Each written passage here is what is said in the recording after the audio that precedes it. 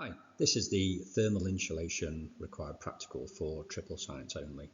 Okay, so now the whole point in this, okay, I've written it here, is to investigate the effectiveness of different materials as thermal insulators and the factors that may affect thermal insulation properties of a material.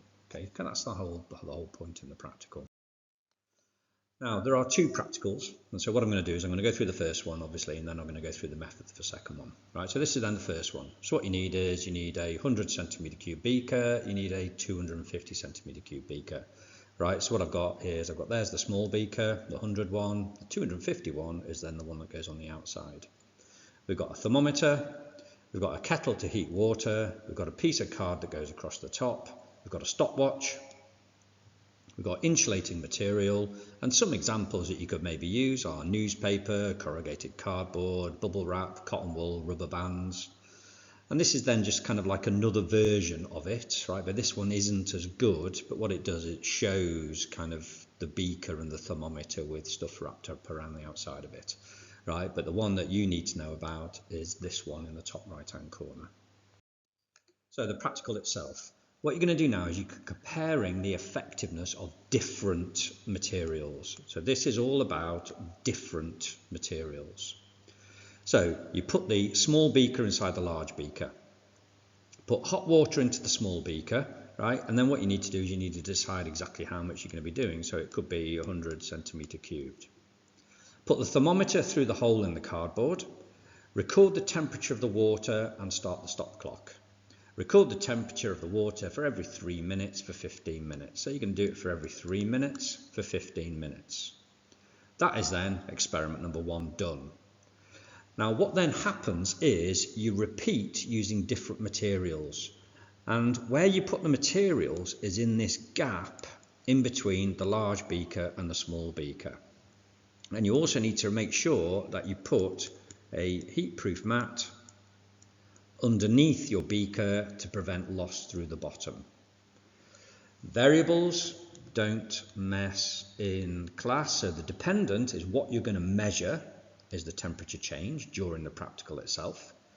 Independent what you change is then the insulator, so whether it is paper or cotton wool or elastic bands or whatever it may well be. And things that then you can control is volume of the water, the time that you record, heat-proof mat underneath. Okay, so that is then the first experiment. This is then kind of a rough sort of graph that you might get. You're starting at time 0, and then what you're doing is every 3 minutes, and I said on the actual thing itself up to 15 minutes, but it could be up to 20 minutes. You start off 100 degrees C, right, which is probably not going to be absolutely valid, okay, but theoretically you're going to start at 100 degrees C, and then what you'll do is you'll have a series of graphs like this, and you can see that the orange one, which is no insulation, cools down the fastest, and then material 1 is obviously the best insulator because then it cools down the slowest. Number 2 is then the thickness of the material.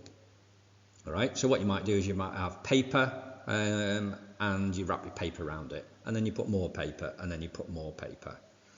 So the actual equipment itself is very, very similar, except for the fact that all you're doing is you're adjusting the type of material that goes around the outside, or the amount of material that goes around the outside, rather.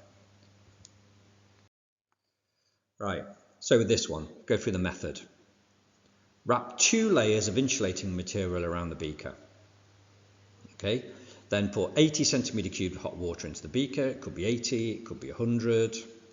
Record the temperature of the water and start the stop clock. Record the temperature of the water every 3 minutes for 15 minutes and record your results on a table. Right, so exactly as we did on the previous one, but then the big difference now is what you do is then you repeat adding 2 more layers of insulation. Now, depending on what it is, if it's something thick like cotton wool, you might just add 1 more layer, right? But then you just keep on repeating it and repeating it. So don't mess in class. The dependent, what you measure is again temperature change. The independent, what you change is the number of layers or the thickness of the insulator, and the control then stays kind of a bit like the same.